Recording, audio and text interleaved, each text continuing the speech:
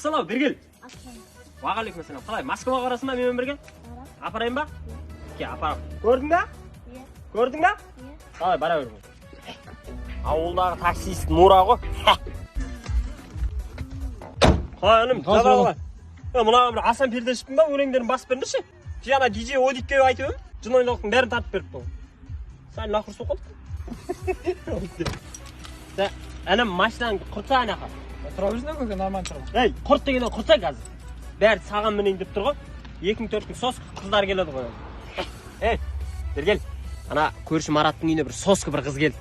Соны барып ұстабаңдар, ақпаңдар. Ақпашатын болсаңдар маған айтыңдар, бірге ақпашамыз.